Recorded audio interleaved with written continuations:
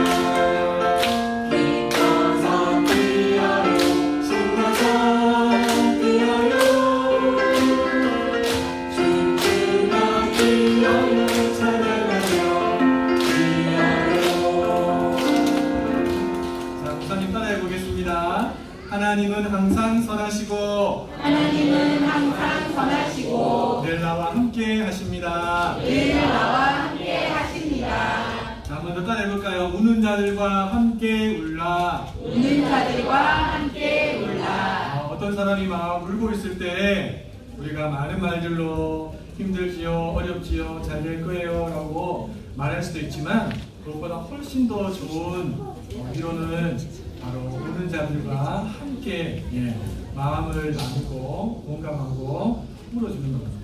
성경이 우리에게 알려주시는 아주 중요한 메시지예요. 그럼 웃는 자들과는 어떻게 해야 되죠? 함께 웃으면서 즐거워해주는 분위기를 잘 맞춰야 돼요. 우는데 웃고 웃는데 울고 이러면 안 돼요. 우리 친구들이 이 메시지를 잘 기억했으면 좋겠고 이것이 최고의 위로가 된다는 사실을 꼭 기억했으면 좋겠어요.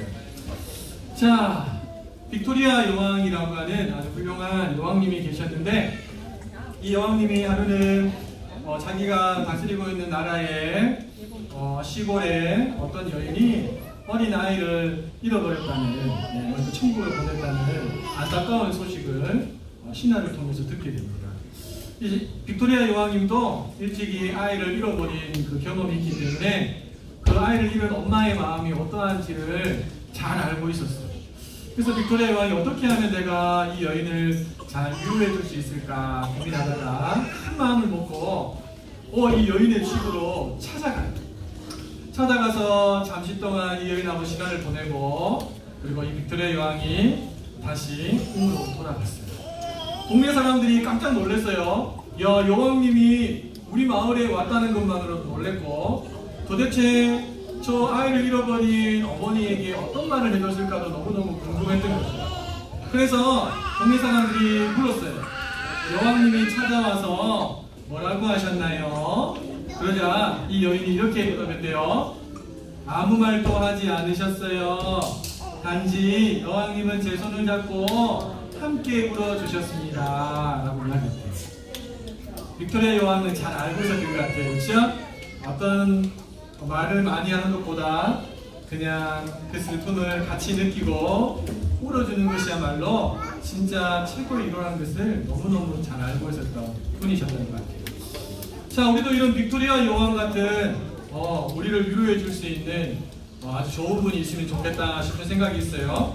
자, 그런데 목사님이 성경을 보니까 예수님께서 바로 최고의 위로자라는 것을 알게 됐어요. 예수님은 슬픔 가운데 있는 사람, 절망 가운데 있는 사람, 심지어는 딸을 잃고 울고 있는 아버지와 아들을 잃고 울고 있는 과부와 이런 많은 오빠를 잃고 울고 있는 여동생들과 이런 많은 사람들에게 친히 찾아가셔서 예수님은 따뜻하게 위로해 주시고 또 때로는 같이 눈물도 흘리시면서 최고의 위로자가 되어주셨어요. 그래서 우리 친구들 이렇게 말할 수 있겠죠. 에이 목사님, 예수님은 2000년 전에나 계셨고 지금은 예수님이 안 보이시잖아요. 맞아요, 안 보여요. 자, 그런데 우리가 지난주까지 예수님에 대한 기독론을 살펴봤는데, 자, 예수님에 대한 기독론을 살필 때 아주 중요한 부분이 하나 있어요. 이게 뭐냐니까 예수님이 승천하시고 누구를 보내셨죠? 승천하시고 바로 예수님께서 성령님을 우리 가운데 보내셨어요. 이 성령님은 바로 예수님의 영이에요. 예수님의 영. 이 성령님은 내가 예수님을 나의 구주, 나의 하나님으로 믿습니다 라고 하면 이 성령님은 우리의 이 몸을 성전 삼으시고 우리 안에 들어와 계세요. 그리고 한번 들어오신 성령님은 절대로 우리를 떠나지 않으시고 우리의 목숨이 다하는 그날까지 우리와 함께 하시다가 하나님 만날 때 구원의 보증이 되어주셔서 이 사람은 하나님의 사람입니다 라고 말하고 우리를 천국으로 인도하시는 이 일을 성령님이 하십니다. 자, 그러니까 우리 친구들, 이 예수님의 위로를 경험하려면 우리가 예수님을 믿어야 돼요. 그렇죠? 예수님을 믿으면 우리 안에 누가 들어오신다고요? 성령님이 들어오세요. 성령님. 그러니까 이 성령님하고 친해지기만 하면 언제든지 힘들 때마다 위로를 받을 수가 있어요. 네. 우리 친구들 안에 성령님이 계세요? 다른 질문해 볼게요. 우리 친구들 진짜 예수님을 믿어요? 그러면 성령님이 내 안에 들어와 계십니다. 이 성령님은요, 성부 하나님과 성자 예수님과 영광과 권능에 있어서 동등하신 분입니다. 낮은 분이 아니고 똑같은 위치에서 똑같은 영광과 능력을 가지고 계신 분이 성령님이시고 그 성령님이 지금 우리와 함께하고 계신 거죠. 자, 살다가 보면 나만, 다른 사람들이 다 몰라주고 나만 겪는 슬픔이나 아픔이나 힘듦의 상황 가운데 던져질 수가 있어요. 그때 어떻게 해야 될까요?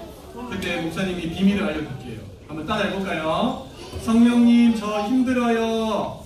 성령님, 저 힘들어요. 위로해 주세요. 위로해 주세요. 성령님, 저 슬퍼요. 성령님, 저 슬퍼요. 위로해 주세요. 위로해 주세요. 성령님, 저 아파요. 성령님, 저 아파요. 위로해 주세요. 위로해 주세요. 그러면 성령님께서 진실로 구하는 그 사람의 간청을 들으시고 우리의 마음에 위로를 주세요. 우리 친구들이 이 성령님하고 진짜 친해져서 최고의 위로를 날마다 받으면서 저 천국까지 믿음의 걸음들을 잘 걸어갈 수 있는 멋진 친구들 되시기를 예수님의 이름으로 축복합니다. 예수님의 이름으로 축복합니다. 자, 부모님들과 함께 말씀을 나눠봅시다. 자, 성령님은 삼위 하나님 중에 한 분이시고 다른 이름으로 보혜사라고 예수님께서 요한복음에서 말씀을 해주셨어요. 보혜사는 대언자, 변호사, 중재자, 협조자, 대변자 이런 뜻을 갖고 있어요. 자, 제가 한번 질문해 볼 테니까 우리 부모님들이 이렇게 대답하시면 돼요. 나의 최고의 대언자는 누구십니까? 이러시면 성령님 이렇게 말씀하시면 됩니다. 아시겠습니까? 바로 그 대답하시면 안 돼요. 자, 나의 최고의 대변자는 누구십니까? 성령님. 나의 최고의 협조자는 누구십니까? 성령님. 최고의 중재자는 누구십니까? 성령님. 변호사는 누구십니까? 성령님. 대언자는 누구십니까? 성령님. 그 성령님이 바로 나의 대언자가 되시고 변호사가 되시고 중재자가 되시고 협조자가 되시고 대변자가 되시고 가장 강력한 내 편이 되시는 분이 바로 보혜사 성령님이세요. 우리가 신앙생활 할 때 이 성령님 없이 신앙생활 한다는 것은 불가능해요. 그리고 이 성령님이 나의 가장 강력한 편이 되어 주시거든요. 우리가 살다가 어떤 힘이 있는 사람이 내 편이 되어주면 얼마나 좋아요, 그렇죠? 힘이 있는 사람이 내 편 되어줄 사람 없지만, 그러면 결혼해서 한 입을 덮고 자는 내 배우자가 내 편이 되어주면 얼마나 힘이 됩니까? 아닙니까? 한 번도 그런 경험 없으세요? 네, 죄송합니다. 자, 보세요. 우리 아내들은 남편이 남편 되기를 원하세요? 남편 되기를 원하십니까? 예? 남편 되기를 원하세요? 남편 되기를 원하세요? 그렇죠. 근데 여러분의 집안의 남편들 어떠십니까? 여러분이 뭔가 이야기하면 그래요, 뭐 힘들었겠다. 그 사람 왜 그랬대? 이렇게 말씀해 주세요. 아니면 네가 그때 그랬으니까 그 사람이 그랬지. 이렇게 대답하세요. 네? 여기서 대답하시면 안 돼요. 한번 우리 남편들 한번 따라해 보겠습니다. 남편 되지 말고 아내 편 됩시다. 남편 되지 말고 아내 편 됩시다. 이걸 잘 하셔야 돼요. 제가 10년 만에 깨달은지 아내한테 아내가 뭔가 힘들어서 막 이야기를 하는데 제가 들어보니까 아내도 좀 잘못했어요. 그래서 아니 당신도 그때 그렇게 말하면 안 되지 라고 했더니만 한 주 동안 말을 안 하더라고요. 그 이유를 잘 몰랐어요. 나중에 깨달았어요. 그래서 우리 남편들은 아내 편 되어주셔야 됩니다. 그럼 아내들은 어떻게 해야 될까요? 한번 따라해 보겠습니다. 그건 아니지 말고 네 합시다. 그건 아니지 말고 네라고 합시다. 네. 그래요. 남편들이 뭔가 이야기할 때 아내들은 남편보다 훨씬 더 이렇게 지혜롭잖아요. 아멘도 없구나. 예, 그렇죠. 그러니까 아내가 딱 들어보면 이거는 해도 되는 일이고 안 해도 되는 일이 딱 들으면 느낌이 다 오잖아요. 아내들. 잘 모르시겠으면 그냥 감각적으로 오감으로 사용해서라도 한번 느끼시죠. 그런데 이제 내가 봐도 안 되는 일인데 남편이 막 자꾸 하려고 그래요. 그럼 어떻게 해야 됩니까? 예. 어떻게 해야 되죠? 네 하셔요. 네, 여보. 당신의 의견이 참 좋네요. 라고 하고, 저렇게 해서 큰일 나겠어, 우리 집안에. 그러면 한 몇 시간 뒤에 남편에게 조용히 찾아가서 이야기하셔야 돼요. 여보, 당신 의견 참 좋은데, 근데 이렇게 한번 좀 생각해보면 어떨까요? 내가 생각해보니까 이런 쪽으로도 생각이 있는 것 같은데 당신 생각은 어떤지 모르겠어요. 이게 정말 지혜로운 아내예요. 근데 대놓고 그 앞에다가 아이고 이 무식한 인간아 그걸 의견이라고 냈니 이러면서 하면 그 남편은 절대로 남편이 되진 않습니다. 우리 아내들도 마찬가지예요.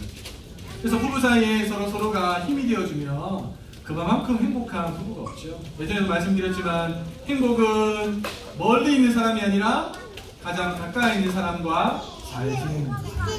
그러면 마음을 공유하고 이해해주고 그 편이 되어주시는 것이 너무너무 필요합니다. 자, 치열한 법적인 공방 중에 있어요. 누가 이길지 모르겠어요. 네. 내가 항상 치열한데 갑자기 우리나라 최고의 변호사 100건의 소송에서 백전백승을 했던 변호사가 갑자기 엄청나게 많은 돈을 주고 사야 되는 그 변호사가 갑자기 돈 한 푼도 안 받고 내 편이 되어주겠다고 한다면 여러분 얼마나 마음이 든든하시겠습니까? 그치요? 맞아요. 이런 일은 잘 없지요? 그런데 우리에게는 이보다 더 크고 놀라운 일이 기다리고 있습니다. 그게 뭐냐면 우리가 언젠간 하나님의 그 하늘 법정 앞에 서게 될 겁니다. 검사석에서는 검은 옷을 입은 마귀가 고개를 빳빳이 들고 우리가 태어나서부터 죽기까지 살아오면서 행했던 말의 죄, 생각의 죄, 행함의 죄들을 하나님 앞에 낱낱이 다 고발할 거예요. 그러면서 이렇게 말하겠죠. 이 인간은 완전히 죄악 덩어리입니다. 당연히 지옥으로 던지셔야 합니다. 라고 고발하겠죠. 그때 성령께서 최고의 변호사 되시는 이 성령께서 우리 편이 되어주시면요. 마귀가 말한 건 다 맞지만 이 사람이 지어야 될 죄값을 예수 그리스도가 다 지셨습니다. 이 사람은 예수님을 구주로 믿고 이렇게 믿음 안에서 나름 열심히 살아갔습니다. 하나님, 이미 죄값을 지불했는데 지옥으로 던져서야 되겠습니까? 라고 하면서 성령께서 딱 변호를 해주시면 우리가 이기는 겁니다. 그럼 이 성령님께서 우리 안에 지금도 일하고 계시는 분이신 줄로 믿으시기 바랍니다. 자, 이 성령께서는 인격체이십니다. 눈에 보이지 않지만 인격체라는 말은 우리하고 교제가 가능한 분이라는 거죠. 그래서 우리가 악한 일을 행하면 우리 안에 계신 성령께서 슬퍼하세요. 우리가 말씀을 쫓아서 선을 행하면 우리 안에 계신 성령께서 기뻐하시면서 우리가 계속해서 그 일을 할 수 있도록 힘을 북돋아줍니다. 여러분, 이 성령께서 하시는 사역이 많이 있는데 대표적인 사역 3가지가 있습니다. 자, 저를 한번 따라해 볼게요. 성령님은 위로하십니다. 성령님은 위로하십니다. 네, 성령의 대표적인 사역 첫 번째는 위로하십니다. 위로하십니다. 여러분, 위로부터 위로가 내려오죠? 그렇죠? 네, 성령님은 위로부터 오신 분이죠. 이분이 우리에게 참된 위로를 주실 수가 있어요. 자, 우리 말씀을 한번 읽어보겠습니다. 시작. 주를 경외함과 성령의 위로로 진행하여 수가 더 많아지니라. 아멘. 초대교회가 급속한 성장을 이룰 수 있었던 비결을 신학자들은 2가지로 꼽습니다. 오늘 나와 있는 이 말씀의 문가에서 보면 첫 번째가 뭐냐니까, 초대교회 성도들은요, 하나님을 경외하는 믿음이 분명했어요.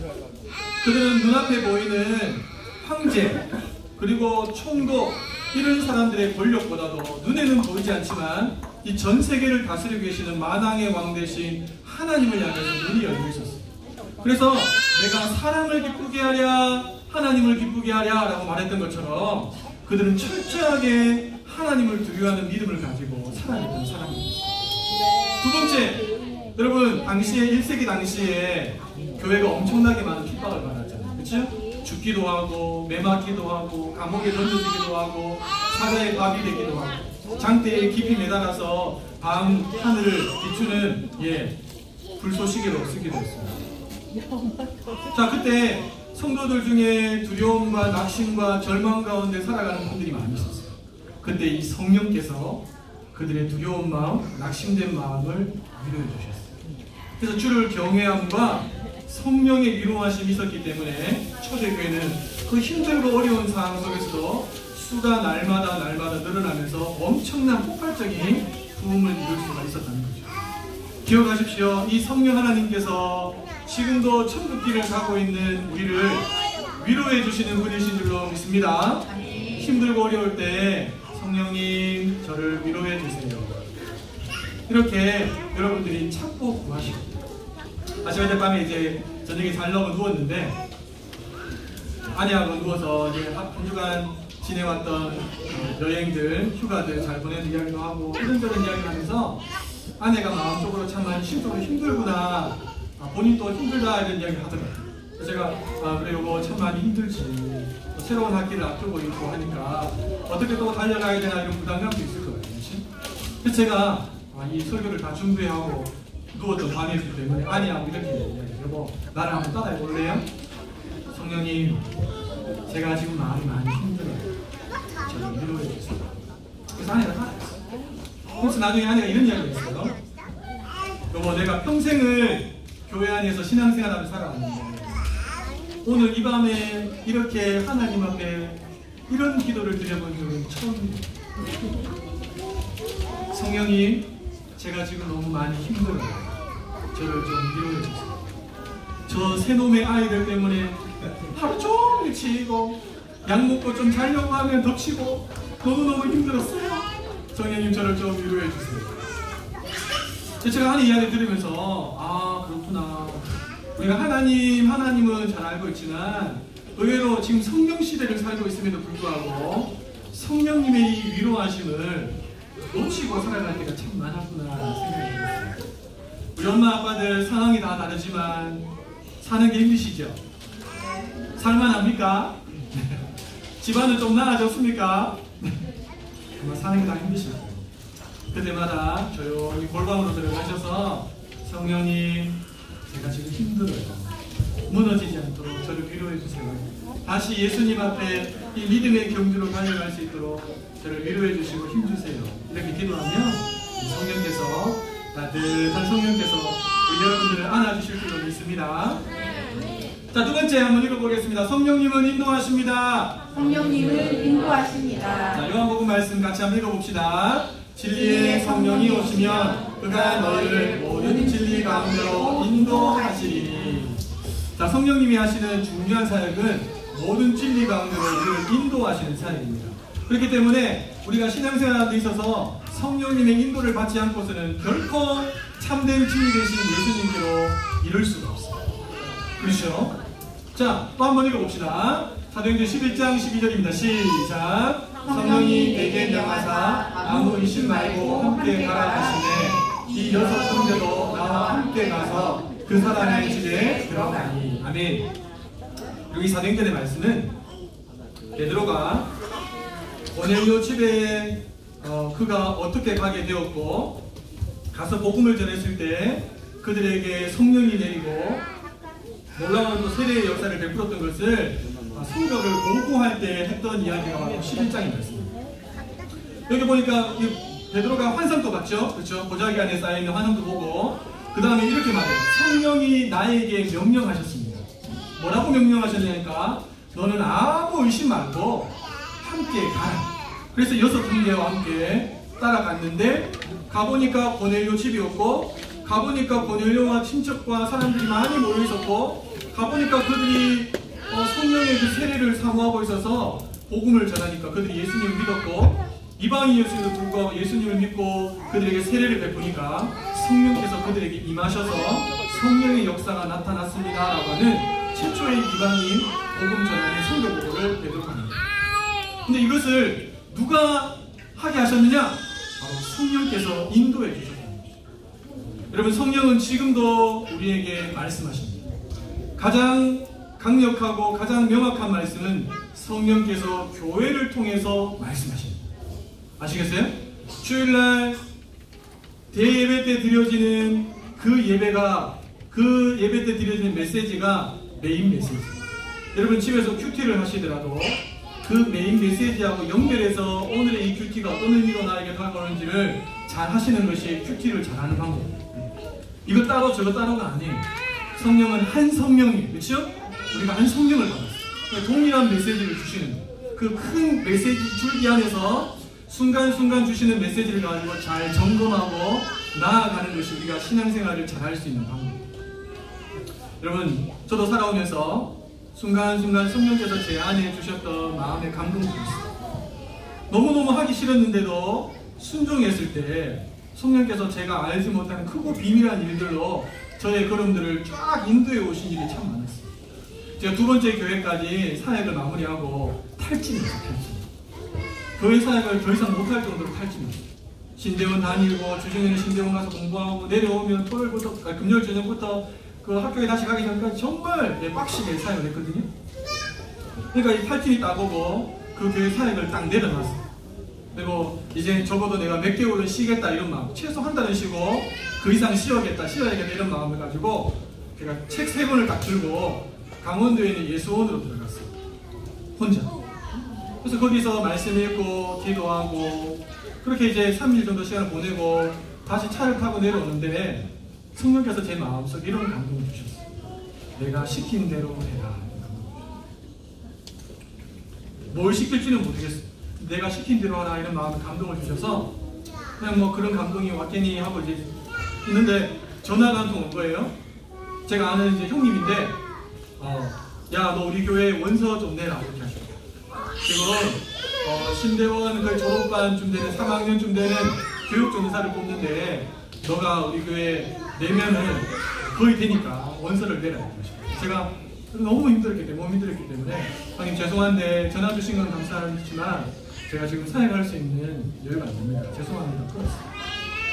차를 타고 또 한참 내려오는데 또 전화가 왔어요. 그러지 말고 그냥 메일로 원서 한 통만 보내. 아 형님 정말 죄송해요. 끊었어요. 근데 이제 저희 아내하고 한참 교제할 때였거든요. 제 아내하고 이제 대구 도착해서 만나서 이런저런 이야기 주고 갔는데 저희 아내가 그런 말 합니다. 아니 마음에 감동 주시기를 시키는 대로 하라고 했다면서요. 그렇지? 그런데 왜 하나님이 2번이나 전화 오게 하셨는데 시키는 대로 안 하세요? 지금 그거 연결을 잘 못 시켰거든요. 사실은 그냥 안 해야겠다, 사역 안 해야겠다 이런 마음을 들었는데 듣고 보니까 또 그 말이 맞네. 그래서 집에 가서 그렇구나, 한 번 더 연락 오면 그러진 않겠지만 한 번 더 연락 오면 사역해 보겠다 이런 마음을 가지고 기다려오시니까 저녁에 전화가 왔어요. 3번째. 야 그러지 말고 네가 우리 교회 꼭 왔으면 좋겠어. 그 형님이 이제 선임 목사였거든요. 담임 목사님. 그래서 이제 형님 알겠습니다 하고 이제 메일을 한 통 보내고 그 다음 주에 바로 이제 우리 교회 와 이렇게 와서 이제 제가 도움을 줬어요. 그래서 첫 전임 사역을 거기에서 시작했고, 거기서 결혼하고 아를 낳고 목사 안수를 받고 6년 동안을 사역하고 저희 교회 왔어요. 여러분, 제가 저희 교회 와서 담임 목사님하고 이런저런 이야기 하다가 목사님 욕하는 목사님 이야기 해주셨어요. 이런 이야기 해주시더라고요. 첫 전임 사역을 어느 교회에서 하느냐가 그 사람 평생 목회를 좌우할 만큼 중요하다. 그래서 첫 전임 목회를 아무런 곳에 가서 하지 말고 제대로 배울 수 있는 곳에 가서 해야 된다. 이런 이야기를 목사님 해주시더라고요. 제가 가만히 돌아보니까 제가 6년 동안 사역했던 교회에서 제가 선교를 배웠고 가정사역을 배웠고 목양을 배웠어요.